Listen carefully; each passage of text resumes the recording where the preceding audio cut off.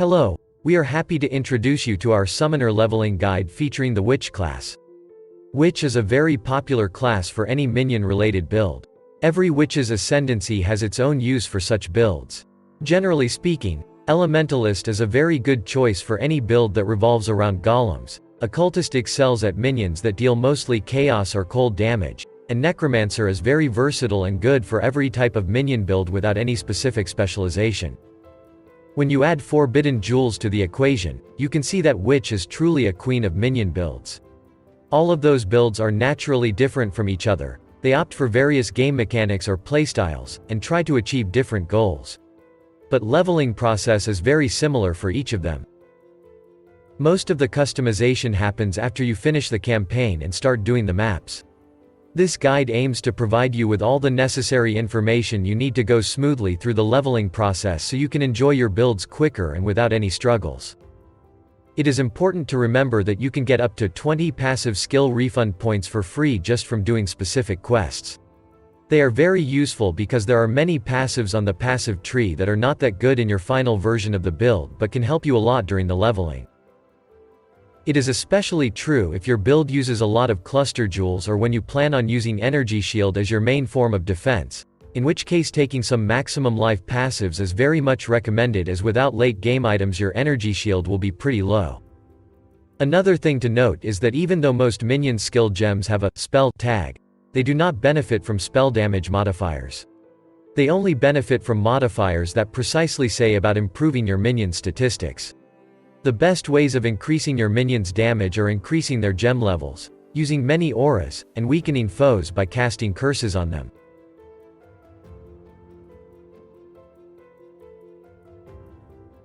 There are many minions in the game that you can play around. Most of them come from regular skill gems, but some are restricted to specific unique items, such as Arakali's Fang or Dancing Dervish. Many of them require some proper scaling to be fully functional. Minion survivability is especially the problem during leveling, as you typically won't have all the minions' defense passives or proper links for every setup. We recommend leveling with specific minions and making the transition to your final version of the build once you reach the maps.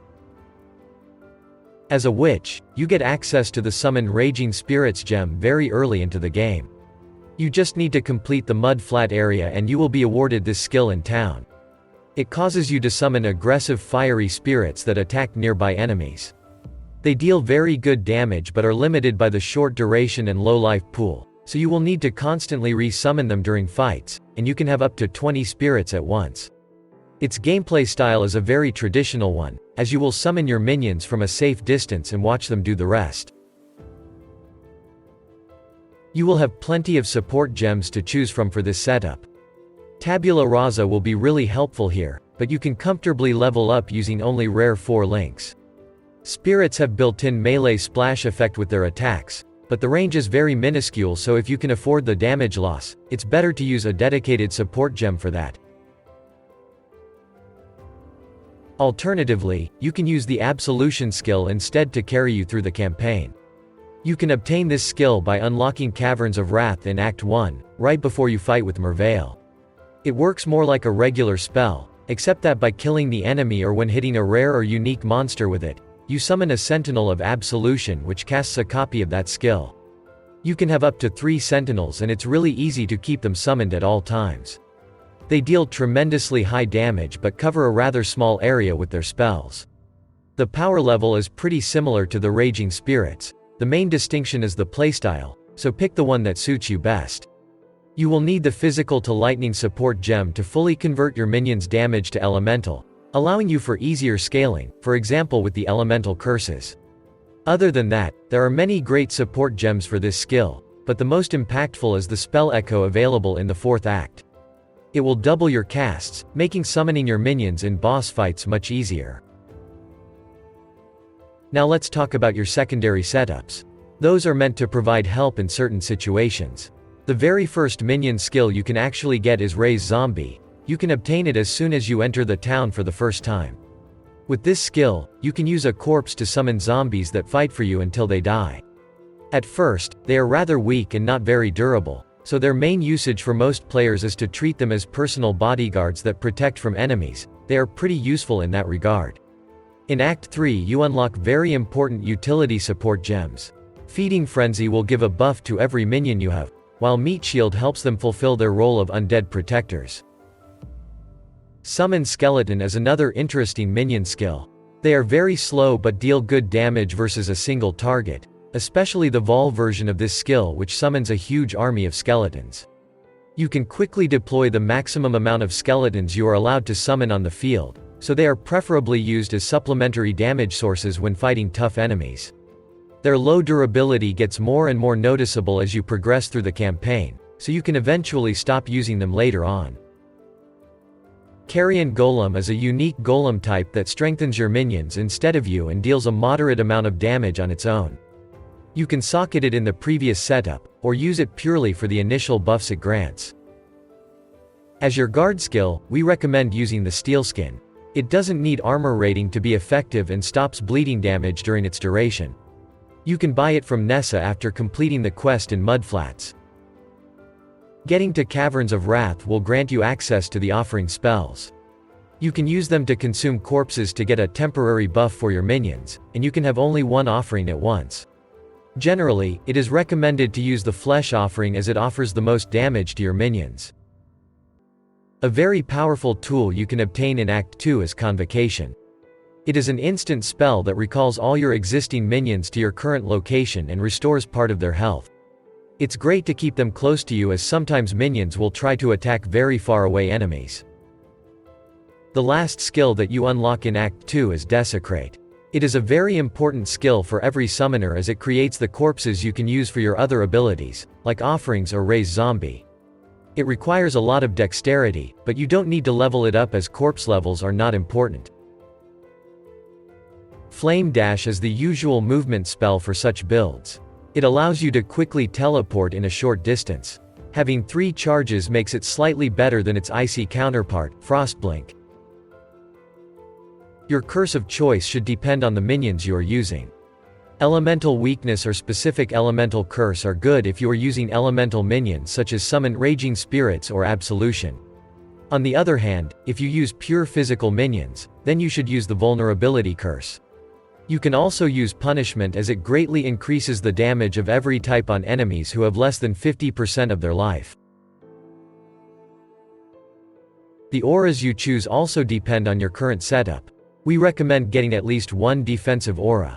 Determination is a very strong defensive tool as it grants you a flat armor rating. If you specialize in evasion rating, use the Grace aura instead. They both work very well with relevant utility flask that grants flat amounts of armor or evasion, as it will be improved by those auras. Getting complete ailment immunity and elemental resistances capped from the purity of elements is also very good, but you can obtain them from very easily accessible unique items, so there is less value in this one. You can reserve remaining mana with clarity or vitality to give you a lot of regeneration, but be sure you have enough mana to comfortably cast your skills.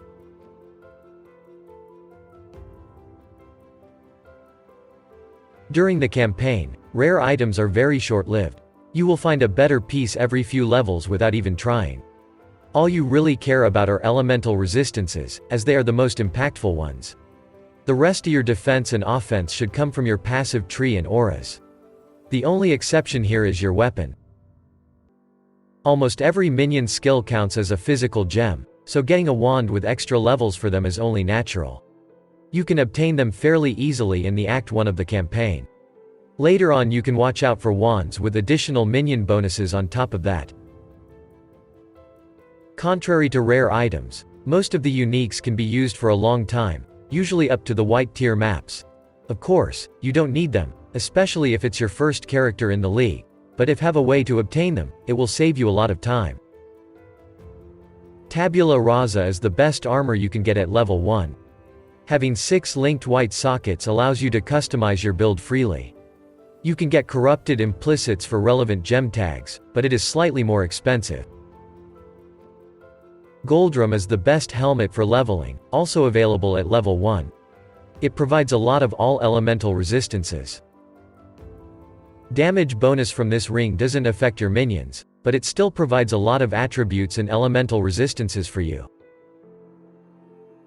If you have problems with mana or want to keep your clarity on lower levels, you can use this ring. Wearing just one should tremendously help with your mana sustain.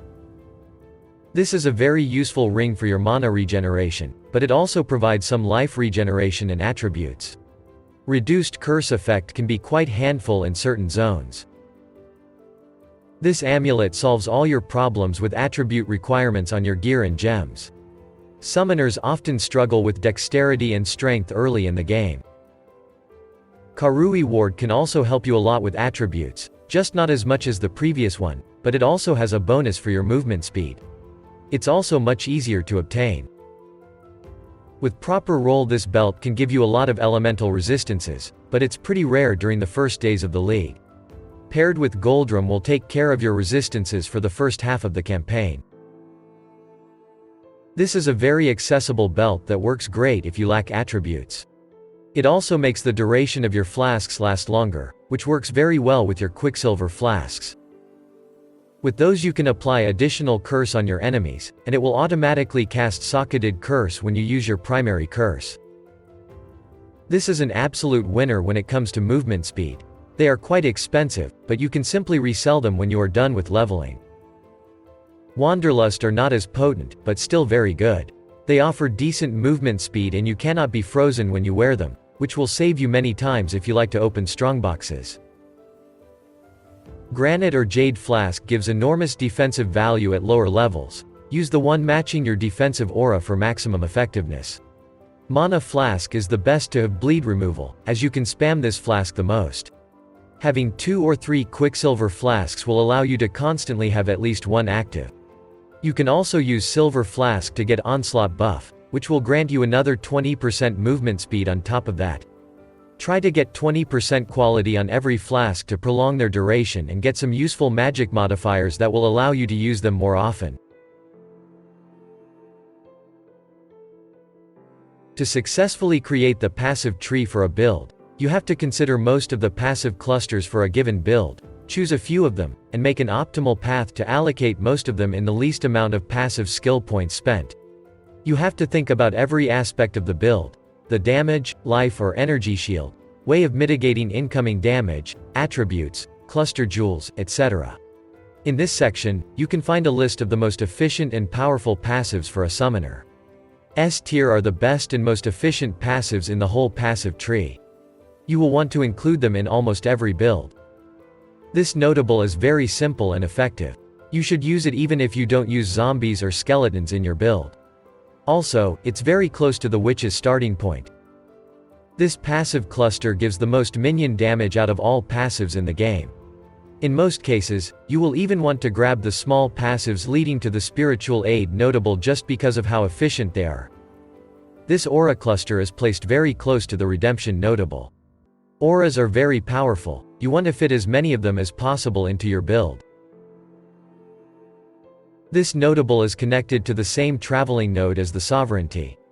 It offers very good maximum life bonuses, as well as chaos resistances which are quite hard to obtain. Another very good defensive notable. It grants maximum life and mana, and you can grab it at the very beginning of your passive tree progression. Those are also very good passives, just not as universal as previous ones. You will probably want to take some of them if your build has any use for the stats they grant. The biggest factor is what type of minions you will be using, and what kind of defense do you plan for yourself. Passives that belong to this tier fulfill their specific purpose and should be picked with care. Even if you can make use of them, you will have to consider the traveling cost as they can be placed quite far away from your main patching. Flat life bonus yields better results than the percentage increase one early on, however, it's best to pick up both of them anyways. With Mistress of Sacrifice from Necromancer Ascendancy, your offering will also affect you, with a slightly reduced effect. Offerings are very powerful even at low levels, so it's a good idea to boost them as fast as possible. Those Masteries offer a lot of damage at a low cost. Pick one of them depending on what type of damage your minions are dealing. It is one of the best defensive passive for your minions early on. It's especially important for your permanent minions, such as zombies or golems. That concludes today's video. We hope you found many useful informations there. If so, please leave a like, subscribe, and stay tuned for incoming videos.